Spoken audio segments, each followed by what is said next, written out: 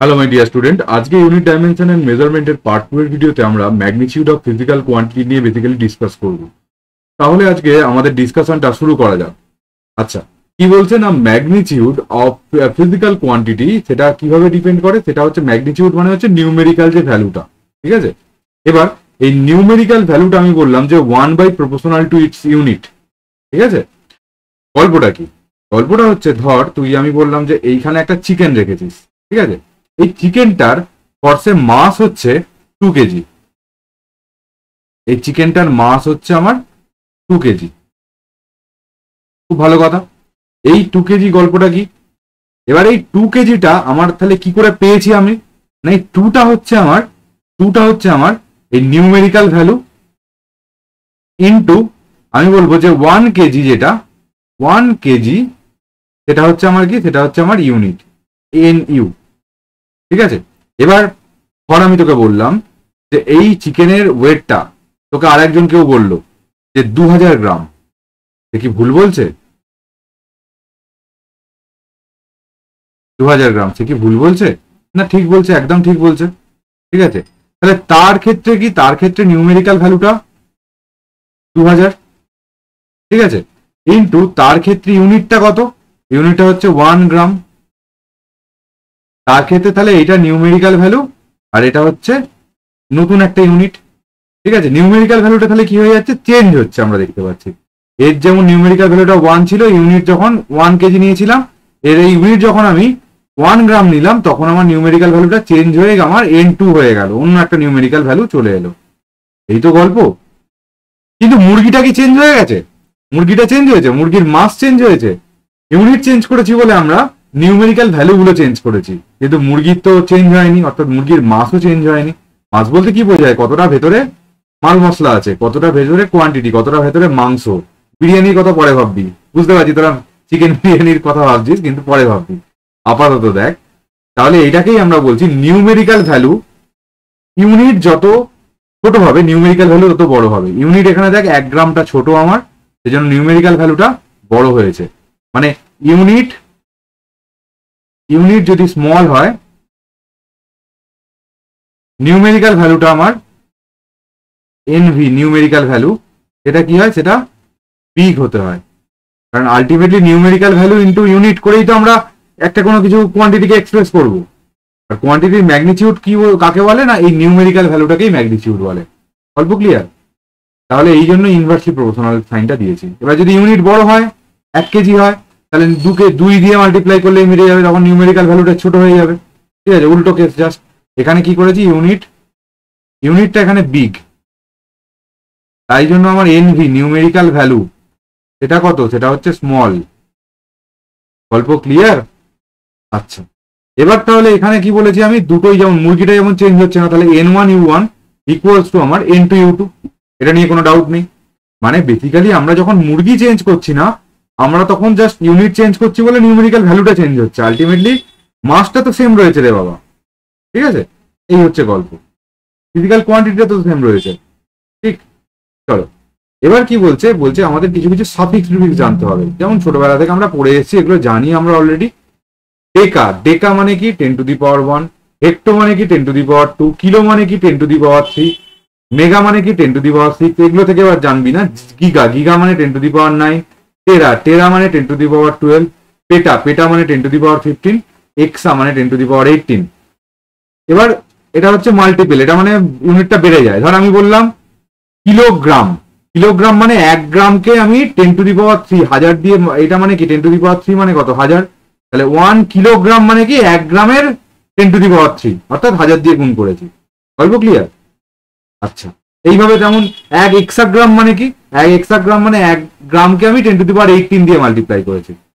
এই মাল্টিপ্লাইটা 10 positive number. এবার যদি ছোট করতে চাই জিনিসটাকে, ধর আমি ডেসি বললাম, ডেসি মানে 10⁻−1, সেন্টি মানে 10⁻−2, মিলি মানে 10⁻−3, মাইক্রো মানে 10⁻−6, ন্যানো মানে 10⁻−9, 10⁻−12 মানে পিকো, হেমটো মানে হচ্ছে 10⁻−15, অটো মানে হচ্ছে 10⁻−18। এগুলো সিম্বল গুলো এইভাবে লেখা হয়, এরও সিম্বল গুলো এইভাবে লেখা হয়। এবার তোরা মাথায় রাখবি করে, এটা মাথায় রাখবি এরকম, deca, hecto, kilo, milli, centi, deci, এগুলো তো পারবি।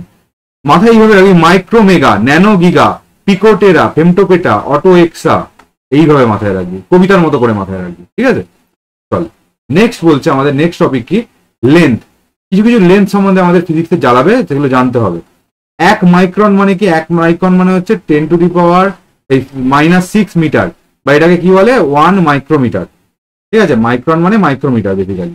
1 ন্যানোমিটার মানে কি? 1 nm দিয়ে ডিফাইন করা হয়, সেটা হচ্ছে 10⁻⁹। 1 অ্যাংস্ট্রম মানে 10⁻⁻10 মিটার, বা 10⁻⁸ সেন্টিমিটার, বা 10⁻⁴ মাইক্রোমিটার। 1 ফার্মি মানে কি? 1 ফার্মি মানে হচ্ছে 10⁻⁻15 মিটার। অ্যাস্ট্রোনমিক্যাল ইউনিট মানে কি? অ্যাস্ট্রোনমিক্যাল ইউনিট মানে হচ্ছে 1.496 × 10⁻11 মিটার। 1 লাইট ইয়ার মানে কি? 1 লাইট ইয়ার মানে 9.467 × 10⁻15 মিটার। 1 পারসেক, এটা হচ্ছে সব থেকে বড় লেন্থের ইউনিট এখনো অব্দি, ঠিক আছে? 3.08 × 10⁻16 মিটার, বা 3.26 লাইট ইয়ার, বা এইটা অ্যাস্ট্রোনমিক্যাল ইউনিট। এগুলো এমসিকিউ তে বিভিন্ন দেয়, মাথায় রাখার চেষ্টা করবি, এর বাইরে কিছু দেবেন, ঠিক আছে? আচ্ছা, এবার 1 কুইন্টাল মানে মাসের কিছু কিছু ইউনিট জানতে হবে আমাকে। 1 কুইন্টাল মানে হচ্ছে 100 কেজি। 1 টন বা 1 মেট্রিক টন মানে হচ্ছে 1000 কেজি বা 10 কুইন্টাল। 100 কুইন্টালের 1000 মানে 1 কুইন্টাল মানে হচ্ছে 100 কেজি, আর 1 টন মানে 1000 কেজি, তাহলে এটা 10 কুইন্টাল হবে, বুঝতেই পারছি। মেগাগ্রাম মানে কি? কত? মেগাগ্রাম মানে হচ্ছে 10⁻³ কিলোগ্রাম। 1 গিগাগ্রাম মানে হচ্ছে 10⁻6 কিলোগ্রাম। 1 টেরাগ্রাম মানে 8 কিলোগ্রাম, ঠিক আছে? আচ্ছা, এইটা মাথায় রেখে, মেগা মানে কিন্তু 10⁻6 হওয়ার কথা, কিন্তু কিলোগ্রামের ক্ষেত্রে কিন্তু 10⁻3, মাথায় রেখে জানো। গিগাগ্রাম, গিগা মানে কি? গিগা মানে 10⁹9 এমনি, কিন্তু এখানে 10 এখানে যেন এইগুলোতে জানবি যে এইগুলোতে -3 করে 10-এর পাওয়ার থেকে কমিয়ে দিবে এই তিনটের কেসে। টেরাগ্রাম মানে কি? টেরাগ্রাম মানে হচ্ছে এইটা, ঠিক আছে? আচ্ছা, 1 স্লাগ মানে এত কেজি, 14.56 কেজি, ঠিক আছে? 1 টেরাগ্রাম, দেখ টেরা আমি কি পড়ে এসেছি, টেরা মানে হচ্ছে 10⁻, এই কোথায় 12, তাহলে আমি 3 কমিয়ে লিখবো। টেরাগ্রাম মানে কত কিলোগ্রাম লিখবো? এত। কেন বলতো লিখছি আমরা, কেন বলতো এই মেগাগ্রাম ফেগাগ্রাম লিখছি? কারণ কিলোগ্রামে আমি লিখছি, আমি গ্রামে লিখছি না। মেগাগ্রাম মানে কি? মেগাগ্রাম মানে হচ্ছে 10⁻6 গ্রাম, ঠিক আছে?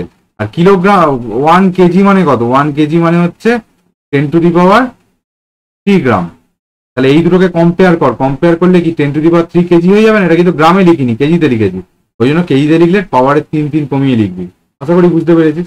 1 পাউন্ড মানে কত? 1 পাউন্ডকে 1 LB দিয়ে লেখা হয়, মানে হচ্ছে মানে এটাকে এইভাবে মাথায় রাখবি, 400। দেখবি পাউরুটির ক্ষেত্রে এখনো এইটা চলে, 1 পাউন্ড পাউরুটি দাও, মানে কত পাউরুটি চাইছিস তুই? 453.6 গ্রাম পাউরুটি চাইছিস, ঠিক আছে? 0.4536 কেজি। গল্প ক্লিয়ার? মাস হয়ে গেল। এবার চলে টাইমের কিছু কিছু ইউনিট। মিলি সেকেন্ড, মিলি সেকেন্ড মানে হচ্ছে এইটা 10⁻⁻3। মাইক্রো সেকেন্ড মানে 10⁻6। সেক মানে হচ্ছে 10⁻8 সেকেন্ড। ন্যানো সেকেন্ড মানে 10⁻9 সেকেন্ড। পিকো সেকেন্ড মানে 10⁻12 সেকেন্ড। 1 আওয়ার মানে 60 মিনিট বা 3600 সেকেন্ড। 1 ডে মানে 24 আওয়ার বা 86,400 second, 86,400 second. 1 light year, sorry 1 ইয়ার, 1 ইয়ার, লাইট ইয়ার কিন্তু লেন্থের ইউনিট, আর শুধু ইয়ার হচ্ছে টাইমের ইউনিট, মাথায় রেখে। লাইট ইয়ার মানে কি বলতো? লাইট ইয়ার মানে হচ্ছে একটা লাইট, ভালো করে বুঝবি লাইট ইয়ার গল্পটা কি। লাইট ইয়ার মানে হচ্ছে একটা লাইট 1 ইয়ারে কতটা যাবে, 1 ইয়ারে কতটা যাবে। 1 সেকেন্ডে লাইট কতটা যায়? 1 সেকেন্ডে যায় 3 × 10⁸8 মিটার, ঠিক আছে? তাহলে একটা 1 ইয়ারে কতগুলো সেকেন্ড হয়? 1 ইয়ারে এত সেকেন্ড হয়। তাহলে 1 ইয়ারে লাইট কতটা যাবে কি করে বার করবো না? 3 × 10⁸8 ইন্টু এই সেকেন্ডটা, তাহলে 3.15 × 10⁻7 এত মিটার, ঠিক আছে? এটা হচ্ছে লাইট ইয়ার, এইভাবে ক্যালকুলেশন করা হয়। যাই হোক, তাহলে 1 ইয়ার মানে হচ্ছে 365 ডেজ। 1 সেঞ্চুরি মানে হচ্ছে 100 ইয়ার, ঠিক আছে? আশা করছি আজকের ভিডিওটা সবার খুব ভালো লেগেছে। একটু বন্ধু বান্ধবদের মধ্যে শেয়ার করবি, এই ইউনিটগুলো একটু মাথায় রাখার চেষ্টা করবি। আজকের মতো টাটা, নেক্সট দিন আবার দেখা হচ্ছে নতুন একটা ভিডিও নিয়ে। মন দিয়ে পড়াশোনা কর।